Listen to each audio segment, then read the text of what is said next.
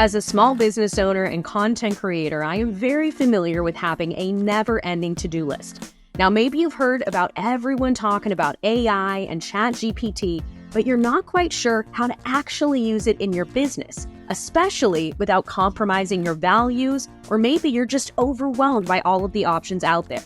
Well, if that's the case, this episode is for you. In this episode of Think Inside the Square, I am thrilled to introduce you to brand strategist and AI expert Phil Pallen. Phil is here to demystify AI for small business owners and show you exactly how to harness its power without losing the human touch that makes your business so special. Welcome to Think Inside the Square, a podcast full of tips and tricks to help you create a website and a business that you're proud of. I'm your host, Becca Harpain, creator of InsideTheSquare.co, and in this episode, I'm sitting down with Phil Pallen to explore practical ways that you can use AI to grow your business while staying true to your values. My guest today is an internationally recognized brand strategist who's been featured on CNN, Access Hollywood, and Entertainment Tonight, and on my very own YouTube channel. Phil has helped hundreds of businesses scale and grow using AI, including mine, and he's just released his new book, AI for Small Business, a practical guide that cuts through the buzzwords and gives you real, actionable ways to implement AI in your business. For a transcript of this episode, along with the links to the many resources mentioned, visit InsideTheSquare.co/podcast. If you're a longtime listener or you're new to this podcast, Think Inside the Square, I want to let you know that I love keeping my episodes concise. And Phil and I, well, we are dear friends in real life, and we chatted about this topic for well over an hour. So I did my best to edit this down to the most actionable and engaging parts of our conversation, and I'm so excited to share this with you. Whether you're just starting to explore AI or you've been dabbling but you want to use it more strategically, this episode is packed with practical tips that you can implement right away. Phil and I discuss everything from identifying the tasks that you can safely automate to protecting your content, and we even share some surprising ways that AI can help you with things you might have never considered. So without further ado, here's my conversation with Phil Pallen, my favorite AI expert. Phil, thank you for joining me here on Think Inside the Square. I am so excited to dig into the fascinating world of AI with you. I've been following your work for quite a few years now, and being a brand strategist, you've shared a lot of different tools and technologies over the years for all kinds of business needs. Now, I know that AI in general can be applicable to all types of businesses, but I want to start by asking you about why this is the subject that you focused on for your latest book. I'm not an overly technical person. I nerd out over what some of these tools and features can do for myself or for my clients, which spans so many different industries. But I'm really actually not the person that set up super advanced automations in Zapier or really ventured far into like super customizable playground of ChatGPT. That's not really my thing. And to be honest, I have 3 businesses and I don't really have time for it. So I get excited about the ways in which me, like a normal business owner with a little bit of interest and passion for productivity, I get excited about the ways that I can use it and the ways in which I can train my clients who are even less tech savvy most of the time to benefit from the speed at which AI can compute information so much faster than our brains, which alleviates time and pressure in our brains to spend that energy in areas we make high impact and doing things we enjoy doing. Beautiful. And this leads so perfectly into my next question for you. We've just seen such an explosion of tools and features and programs and software out there that we can use to harness AI to do all types of very niche specific things. And it's just so incredibly easy to get overwhelmed. So for these overwhelmed small business owners that are feeling intimidated about this, how do you recommend they start integrating AI into their workflow? My recommendation is, and this is one of the pieces of advice I've been saying since the beginning, even before I was like super comfortable with ChatGPT and these other tools. The only way to be accountable for where your time goes in a week is by tracking it. You must track your time. One of the most important business subscriptions I have is a time tracker. This could be as simple as a journal beside your desk where you write down what you're doing and how many minutes you spend doing it. It could be your use of your calendar where you actually time block, you know, what you're going to get done in a day. And like today's a good day where I'm moving things around as my priorities shift. I love EverHour, which is a tool that syncs with Monday.com, which is what I use to manage my tasks in the day. And that's a simple click of a play button in my browser as an extension. It goes click, timer on, click, timer off, tied to a task in Monday. And I can generate a report from EverHour at the end of the week where I can see exactly what I worked on, how many minutes went into each aspect of my business, say project, task, etc. I go through that list at the end of the week in about 15 minutes and I go, okay, what are the things that I spend time on that were high impact in my business as a business owner? What are the things that I know I should probably delegate, but I really enjoy doing? Creating my YouTube graphics. I really enjoy it. I do it in Adobe Express, keep it really simple. Like I shouldn't be doing that, but I enjoy it. And then what are the things that are probably administrative? They're probably not the best use of your time, and they're probably things you should delegate to an AI tool or to another human being. I love this. And I've got a challenge here for our listeners. If you start tracking your time honestly for 2 weeks straight, use a notebook, use your Google Calendar, wherever you track your time, even if you don't use a complicated software for it yet, start being very realistic about how much time you spend for each project. And then here's your AI challenge for today, for this takeaway right here. Take a screenshot of those 2 weeks and ask AI where you're spending the most time and if you can save time by automating any of those tasks. Let AI tell you what it can do for you. That's genius. That's genius. And Becca, that is like you and I are such nerds, and I love every aspect of that. We really are nerds. I love it. Again, this is not like here's a complicated automation to stress you out to get set up. Like most people hear that and go, oh God, not today. I've already got a million things I'm already behind on. That's as simple as writing in a notebook, taking a picture of it, saying ChatGPT, extract the text and do an analysis for me. Simple, right? Simple. And the more you interact with these tools, the more confident you're going to get and the more creative you're going to become in how you navigate them. One of my biggest pet peeves are content creators and quote unquote AI experts who tell you the perfect prompt.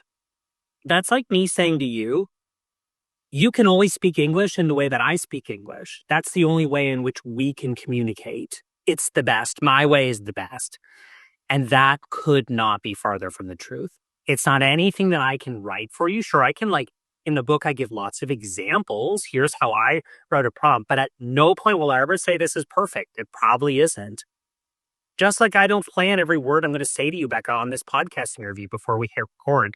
We connect as humans, and generative AI, not a human, but certainly a tool that fosters this idea of conversation. And that's really cool.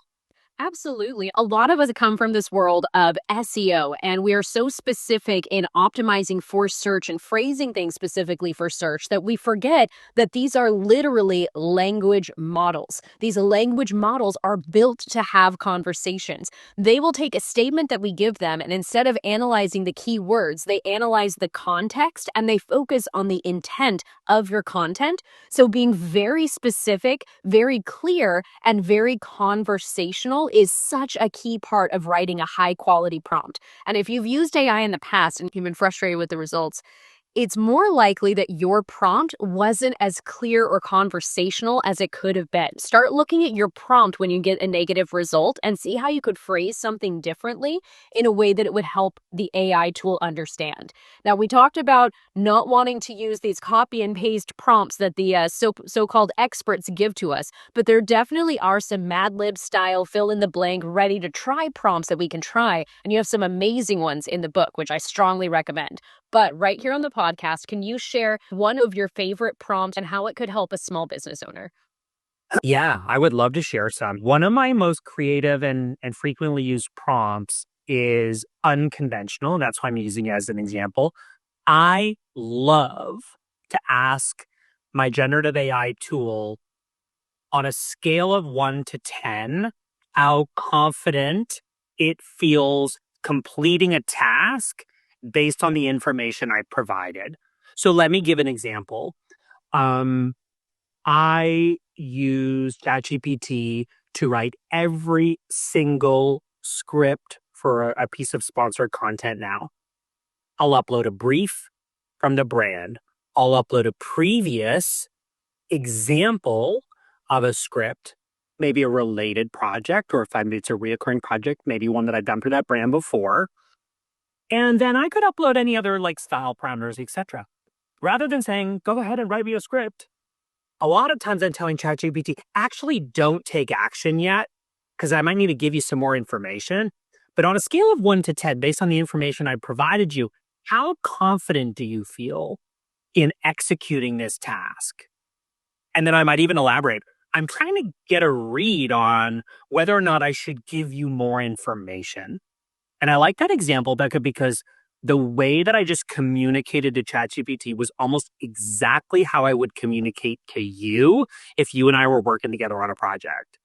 And so it's like, I don't speak to AI that differently than I speak to a human, but I would say always, when possible, add quantifiable, or quantity like numbers rather than saying, do you feel confident in this task? ChatGPT will say, certainly, I'm happy to help with this, blah, blah, blah. But I'm like, no, give me a number. 5 ways to improve your blog with SEO, like 10 opportunities for, like, I always give a number. Give me 5 alternative YouTube titles, rank them in order based on your opinion. Like I'm always like numbers, ranking, that kind of thing. I find that it performs exceptionally well. This is fantastic and totally ties back into the conversational aspect we were talking about, making sure it analyzes what it's working on. It isn't just giving you a specific answer to a question, it's analyzing the intent of your content, the intent of your prompt, and giving you its own feedback on that decision and making sure that it knows to analyze it on a specific scale. That is a fantastic tip. I've got one more to add to that as well. It's okay to disagree with me. So many times we will reach this moment in a chat with AI where it just wants to be the yes man. It just wants to hype you up and answer, that's a great idea. But telling it it's okay to disagree with me and give me reasons why has been such an excellent add-on to prompts.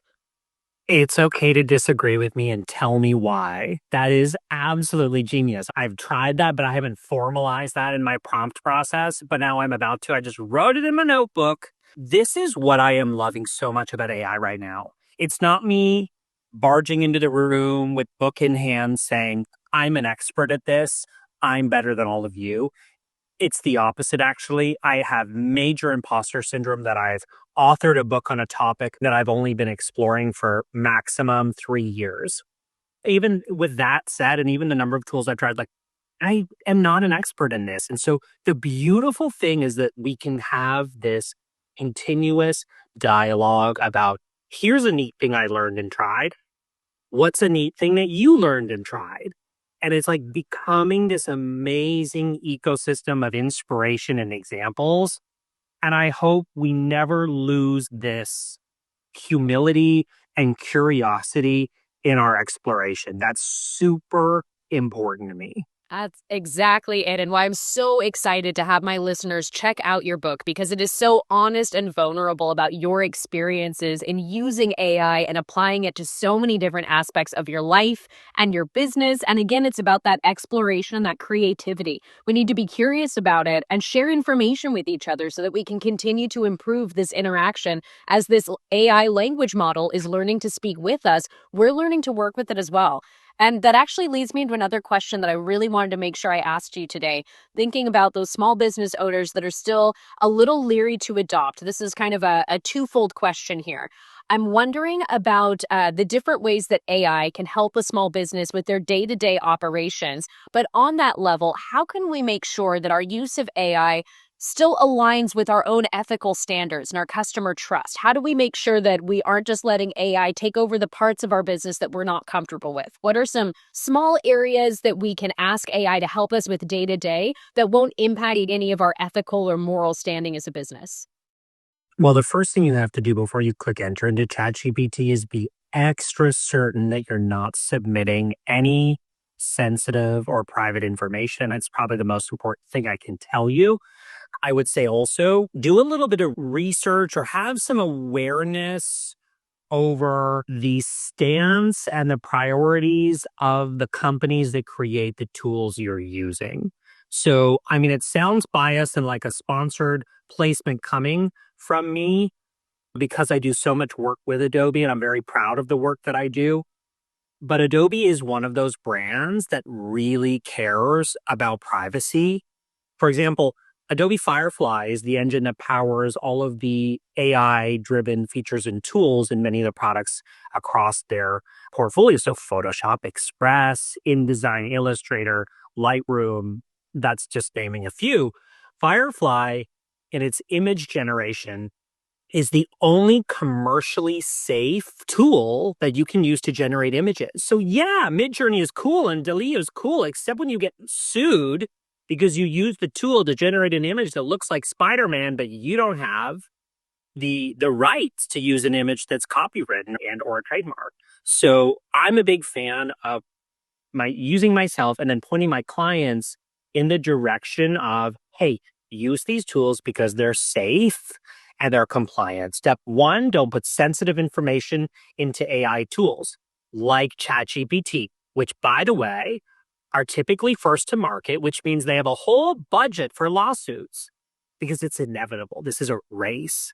And to get to the front of the race, many of these companies, I'm not aiming anyone specifically, many of them are taking shortcuts. Adobe is not one of those brands that's taking shortcuts. So if you're not comfortable using ChatGPT, power to you. Don't use it.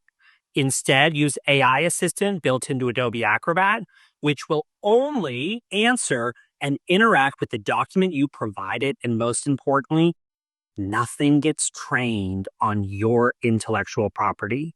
So this is like an amazing tool. I would say the next big like frontier is like we're going from experimental AI and all this like novel stuff to like really safe and secure options prioritized so that, you know, more people can benefit from the technology that we have available to us. And that's super important. The Content Authenticity Initiative, was cited by Synthesia years ago when I did a brand deal with them. I said, how do I know? Seriously, I said, how do I know you're not going to use my custom avatar for government propaganda? And they said, actually, we're part of something called the Content Authenticity Initiative, started by Adobe. At the time, over 800 organizations, media and corporations have joined. Now there's over 3,000. I'm an individual member of this. It's a commitment to transparency in the use of AI. It's something I'm very passionate about. Okay, I talked a lot. You got me on a hot button topic. That was fantastic. And I think it brings up a really, really good point that there's just a gross generalization and misconception out there that all AI is stealing content and regurgitating it for other people. There are so many companies that have put a significant amount of resources in ensuring the safety of your content and the quality control. But again, if you're really concerned about the moral implications and the ethics of using content created by AI or having AI help you create content, look at the different tools out there that are really focused on making sure it is secure and safe and ethical. They do exist. We will link to so many in the show notes, and there are a ton in Phil's book. Yes, there's a ton in the book. The book pairs those tool recommendations with examples and prompts. I would be remiss if I didn't read at least the little section attributed to my friend Becca Harpaint. I'm not going to read the full excerpt because I want people to actually read it in the book. So I said many of my clients, as well as my own website, use Squarespace, which is why I'm highlighting its unique approach to protecting content from AI crawlers. Squarespace websites allow users to proactively protect content from AI crawlers. As I learned from my friend Becca Harpain, a recognized Squarespace CSS expert. Oh, yes, she is. The platform offers a straightforward option to block AI from scraping website content. And then I give instructions on how to do that for the people that care about this or maybe not ready to engage with this. I mean, it's a new frontier. People are scared, rightfully so. Emotions are high. They're being hurled every which way. I would say subscribe to people you trust that are giving advice that you deem worthy. That's something you do. It's something I try to do. It's an exciting time. It's also a scary time. Really lean into the people that you surround yourself with that you can trust for guidance and recommendations would be my advice. Absolutely. And stand your moral ground here. Don't feel like you need to compromise on a level of integrity that you're not comfortable with just because it's a new tool that everyone is using. Just because everyone's using ChatGPT doesn't mean that you need to. There are many other use cases for AI out there that don't have to compromise on whatever level of integrity you want your business to have. And that actually leads me to another question that I really wanted to make sure I asked you here. I was hoping you could share with us one of the surprising use for AI that a small business owner might not think of that could offer significant value. Yeah, there's so many things. The later chapters in the book were more of a research project for me. As I told you early on, like this for me was not a flex of all of these things that I know. It's actually, yeah, there are ways that I'm using ChatGPT for content creation, marketing, branding. That's my day to day. But for me, I learned so much in the process of researching every aspect of business, including the unsexy stuff like research and security and data analysis. That's not stuff that I encounter a ton in my day to day, to be honest.